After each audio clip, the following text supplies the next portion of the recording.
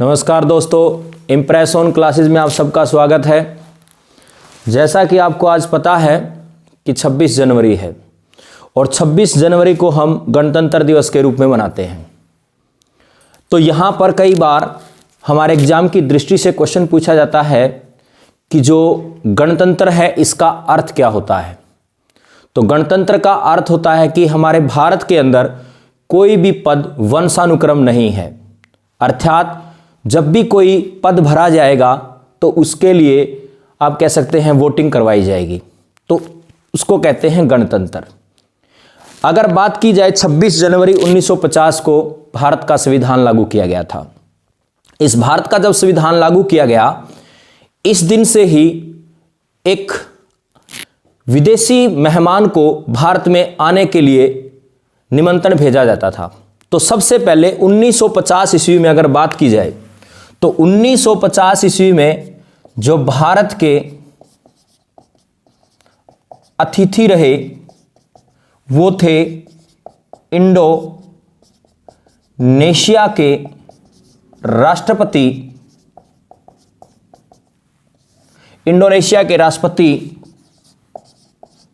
Sukarno.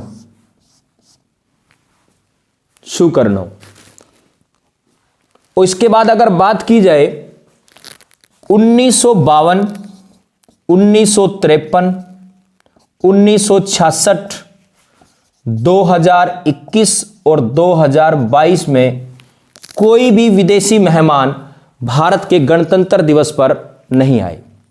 यानी 1952, 1953, 1966 और 2021 और 2022 में भारत ने गणतंत्र दिवस के अवसर पर किसी विदेशी मेहमान को नहीं बुलाया।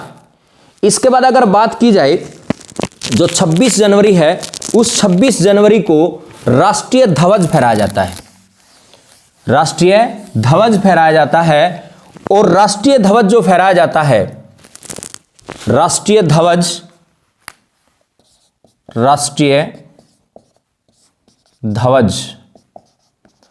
फहराया जाता है। तो ये राष्ट्रीय ध्वज कैसे फहराया जाता है? यहां पर क्या है, जैसे मान लीजिए ये हमारा तिरंगा झंडा है। तिरंगा झंडा है इस प्रकार से। तो यहां पर क्या है, जो राष्ट्रीय ध्वज फहराया जाएगा यहां पर तिरंगे झंडे को ऊपर ही बांध दिया जाता है। तिरंगे झंडे को ऊपर ही बांध दिया जाता है और उसके बाद फिर उसको खोल करके फहराया जाता है। तो 26 जनवरी को राष्ट्रीय ध्वज को फहराया जाता है, जबकि 15 अगस्त को ध्वजारोहण किया जाता है। इन दोनों में बड़ा अंतर है कि राष्ट्रीय ध्वज जो फहराया जाता है उसका मतलब क्या है कि जो राष्ट्रीय आप कह सकते हैं ध्वज है, हमारा तिरंगा जो है उसको ऊपर ही बांध दिया जाता है और उसके बाद उसको खोल दिया जाता है, तो उसको बोलते हैं ध्वज को फहराना। जबकि 15 अगस्त को आप कह सकते हैं ध्वजारोहण किया जाता है। उसमें क्या होता है, झंडा यहां पर नीचे बंधा होता है और धीरे धीरे क्या है वो ऊपर ले जाया जाता है और उसके बाद उसको खोल करके फहराया जाता है। तो इसको बोलते हैं ध्वजारोहण। और ऐसा कब होता है? ऐसा होता है 15 अगस्त को होता है। 26 जनवरी को अगर बात की जाए तो इस गणतंत्र पर राष्ट्रीय ध्वज फहराने का काम कौन करता है? राष्ट्रपति करता है। और कहां पर फहराया जाता है? ये इंडिया गेट के राजपथ पर फहराया जाता है।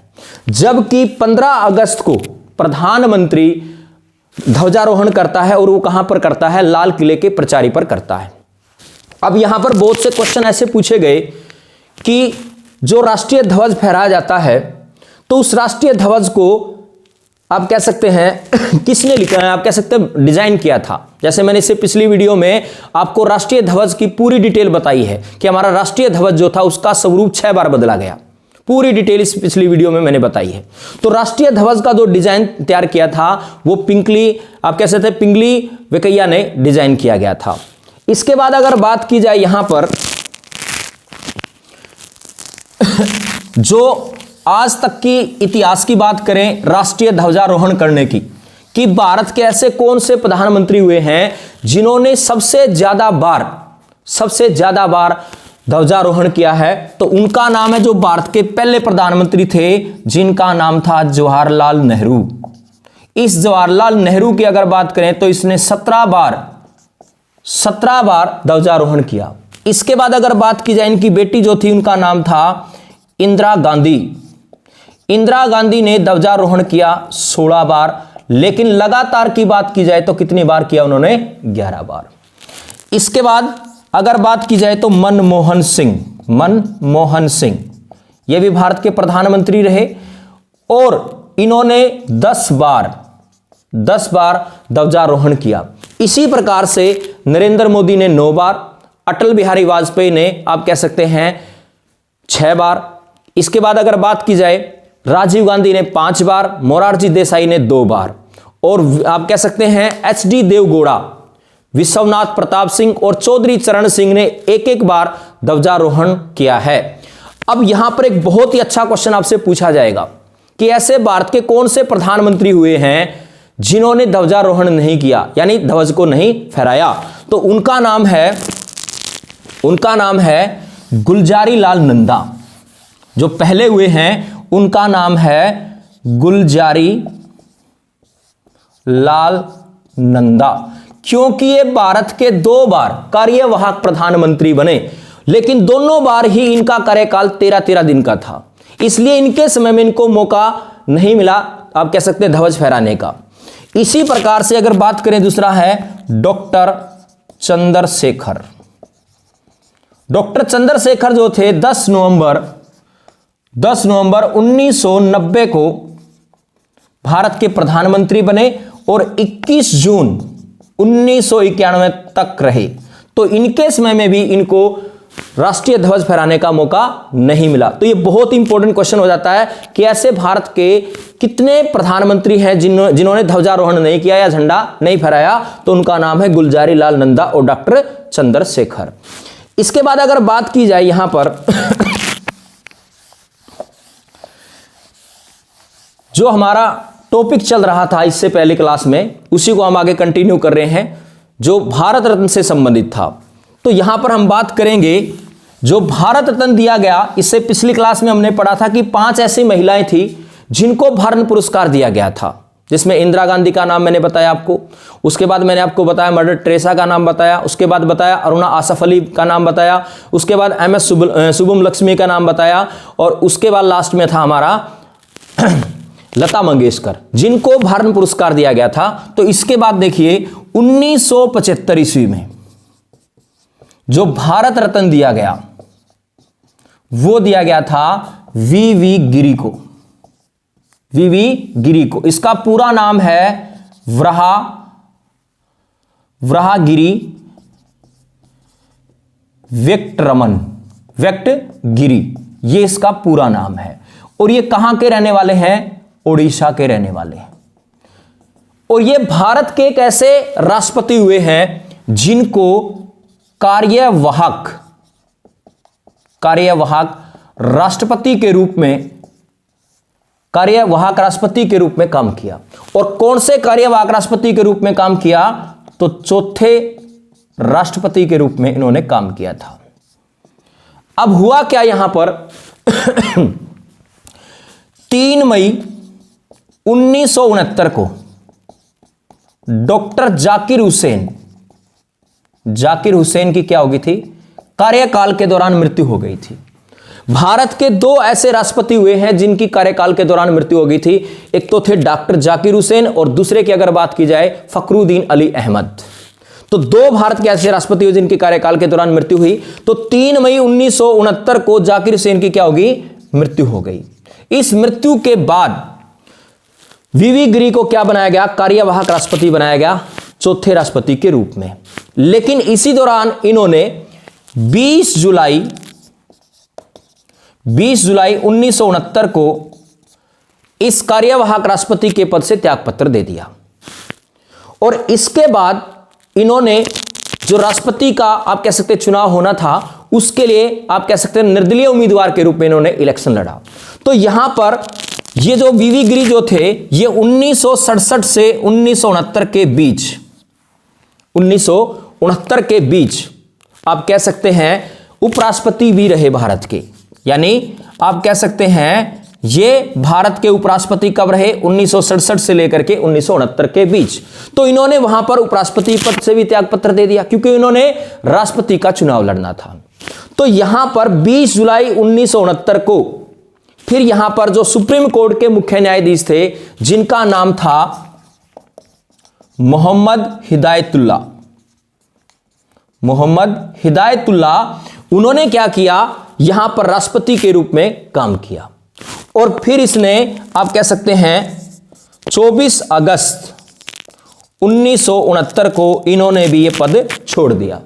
तो इसके बाद राष्ट्रपति का चुनाव हुआ। उस राष्ट्रपति के चुनाव में वीवी गिरी जो थे वो निर्दलीय उम्मीदवार के रूप में लड़े और जबकि कांग्रेस की तरफ से नीलम संजीव रेड्डी को उम्मीदवार बनाया गया था, लेकिन यहां पर नीलम संजीव रेड्डी हार गए और वीवी गिरी जो थे वो जीत गए। अब कई बार क्वेश्चन पूछा जाता है कि जो नीलम संजीव रेड्डी जो थे पहली बार तो राष्ट्रपति के चुनाव में हार गए, लेकिन दूसरी बार अगर बात की जाए 1977 के आसपास की बात कहिए तो 1977 में दूसरी बार ये भारत के राष्ट्रपति बने, लेकिन वो किस रूप में बने? निर्विरोध चुने गए। यानी भारत के ऐसे राष्ट्रपति जिनको निर्विरोध चुना गया उनका नाम क्या था? नीलम संजीव रेड्डी था और ये लोकसभा के पद पर भी रह चुके थे। तो इस प्रकार से आप 1975 से संबंधित जो भार मिला था वो किसको मिला था? वीवी गिरी को। और इससे संबंधित जो जीके आप कह सकते हैं स्टैटिक जीके के जो क्वेश्चन बनते थे जो एग्जाम की दृष्टि से बहुत ही इंपॉर्टेंट थे वो आपने ध्यान रखने। इसके बात करें तो यहां पर 1976 ईस्वी में अगर यहां पर बात की जाए तो के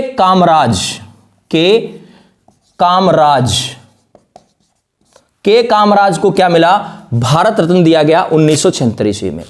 ये तमिलनाडु के मुख्यमंत्री भी रहे और साथ में अगर बात की जाए तो ये स्वतंत्रता संग्रामी भी थे। तो 1976 में याद रखना किसको मिला? के कामराज को मिला। इसका पूरा नाम था कुमार स्वामी कामराज। उसके बाद अगर बात की जाए 1980 ईस्वी में, 1980 में भारत रत्न जो मिला था वो मिला था मदर टेरेसा को। जैसा मैंने आपको कल इससे पिछली वीडियो में बताया था, मदर टेरेसा की पूरी हिस्ट्री बताई कि उन्होंने क्या क्या किया और 1980 ईस्वी में मदर टेरेसा को क्या मिला? भारत रत्न पुरस्कार मिला। इसके ऊपर 2-3 और इंपॉर्टेंट क्वेश्चन है जो आपने याद रखने हैं। जैसे मैंने आपको बताया कि 1962 ईस्वी में पहली महिला जिसको क्या मिला था? रेमन मैग्सेसे पुरस्कार। भारत की ऐसी पहली कौन सी महिला थी जिनको रेमन मैग्सेसे पुरस्कार दिया गया था? तो किसको दिया गया था? वो दिया गया था मदर टेरेसा को, क्योंकि इसने 1947 में भारत की नागरिकता ले ली थी और इस प्रकार से भारतीय कहलाई थी। उसके बाद 1958 ईस्वी में पहले पुरुष जिन्होंने रेमन मैग्सेसे पुरस्कार मिला उनका नाम था आचार्य विनोबा भावे। इनको मिला था पहला रेमन मैग्सेसे पुरस्कार। रेमन मैग्सेसे पुरस्कार जो था यह दिया जाता है फिलीपींस के राष्ट्रपति रेमन मैग्सेसे की याद में।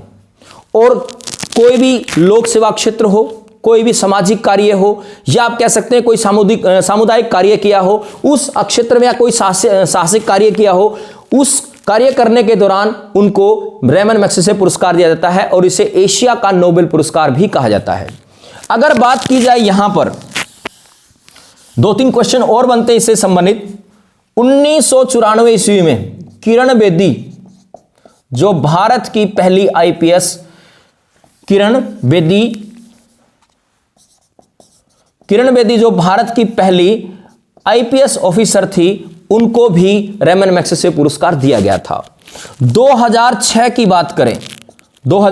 बात करें तो अरविंद केजरीवाल जो अभी दिल्ली के मुख्यमंत्री हैं उनको भी रेमन मैग्सेसे पुरस्कार दिया गया। 2019 में जो पत्रकार हैं रवीश कुमार उनको भी रेमन मैग्सेसे पुरस्कार दिया गया था। और एक और क्वेश्चन बनेगा यहां पर 1964 ईस्वी में MS सुब्बुलक्ष्मी को भी आप कह सकते हैं यहां पर रैमन मैग्सेसे पुरस्कार दिया गया था। तो कुछ आपने ये रैमन मैग्सेसे पुरस्कार से संबंधित लिस्ट आपने याद रखनी है, जो आपके एग्जाम के अंदर बहुत ही महत्वपूर्ण है। इसके बाद अगर हम बात करें यहां पर 1983 ईस्वी में, 1983 ईस्वी में जो थे आचार्य विनोबा भावे, इनको क्या दिया गया था? भारत रत्न दिया गया था। यानी 1983 में आचार्य विनोबा भावे को भारत रत्न दिया गया था और ये एक समाज सुधारक थे। और इनको 1958 ईस्वी में, जैसा अभी मैंने आपको बताया, 1958 ईस्वी में रैमन मैग्सेसे पुरस्कार से सम्मानित किया गया था। इसके बाद अगर बात की जाए 1987 ईस्वी में, 1987 ईस्वी में जो भारत रत्न दिया गया वो दिया गया था सीमांत गांधी, या जिसको बोल सकते हैं अब्दुल गफार खां। इनको भारत रत्न पुरस्कार दिया गया था। यानी 1987 में सीमांत गांधी या अब्दुल गफार खां को भारत रत्न दिया गया था और ये गैर भारतीय थे, यानी पाकिस्तान के रहने वाले थे।